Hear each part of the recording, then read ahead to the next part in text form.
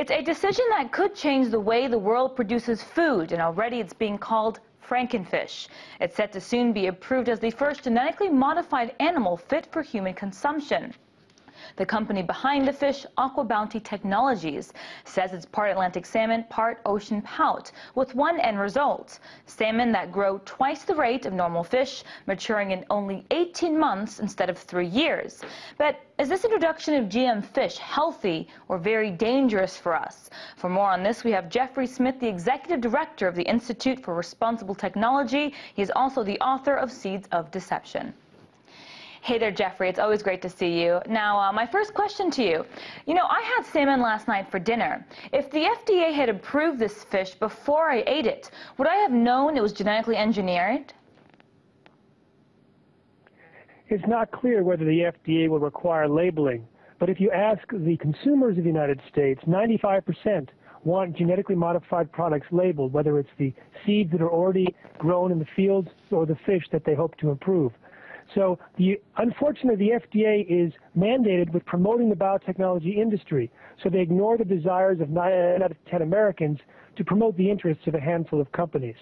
That's very shocking. 9 out of 10 Americans want this food to be labeled, but it's not. I want to know, is the FDA rushing to have this salmon approved without testing it? Well, their requirements are very scant at best. They have right now been given materials and data from the company themselves that wants the salmon to be approved. And if you look at it, it's ridiculous to evaluate the safety of this food with no long-term feeding studies, sample sizes as large as 6, and lots of questions unanswered. So although the FDA has looked at it supposedly for 10 years, the amount of data that they looked at was not enough to guarantee safety. And I, for one, will certainly not consume this genetically modified salmon if approved. It's very shocking. Now, I want our audience to take a look at what this genetically modified salmon would look like next to a natural salmon. So essentially what you're seeing right here, that bigger, more succulent fish, is genetically modified.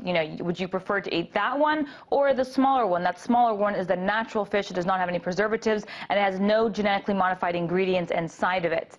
Now, on a more creative note, our graphics department made this fish.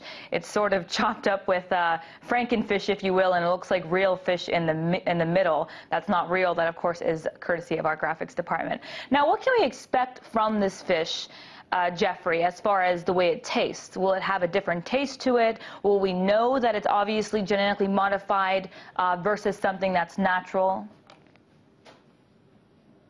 Well, there has been no discussion whatsoever about the taste.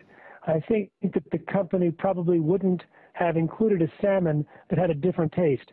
And they certainly don't want it labeled because they know most Americans are very uncomfortable with genetically modified foods in general and genetically modified animals in particular.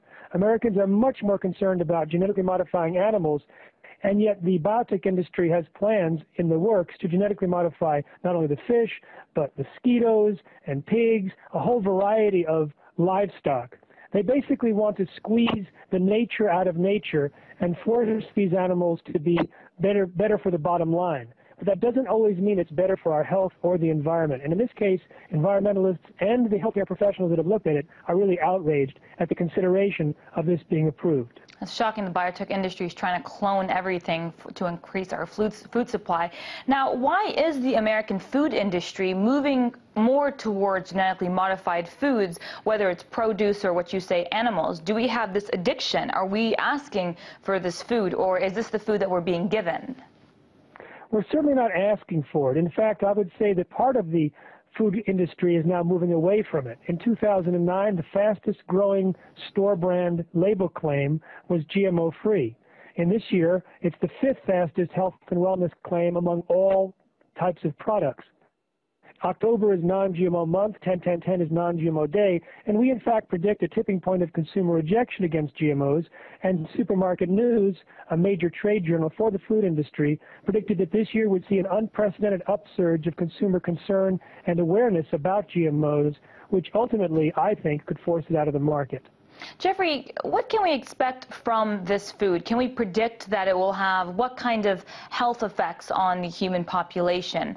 I mean, there have been separate studies looking at GM corn, GM soybean, but there's obviously nothing testing how this will affect the human body if we consume GM fish. So what are your predictions?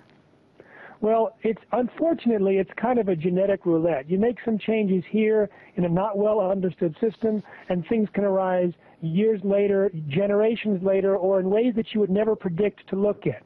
Since GMOs, in terms of the plants, were introduced, we've seen animal feeding studies that show things like immune system problems, reproductive problems, accelerated aging, dysfunctional regulation of insulin and cholesterol. We have American Academy of Environmental Medicine urging all doctors to prescribe non-GMO diets to all patients because of these kind of results. However, the FDA distorts or denies this evidence and never requires follow-up when adverse findings appear. I'm afraid that if these fish were introduced, since there's no post-marketing surveillance, no long-term clinical trials, and not even any long-term animal feeding studies, we may end up introducing problems or causing a worsening of existing problems and never know it. Never know that the reason is the genetically modified animals we're eating.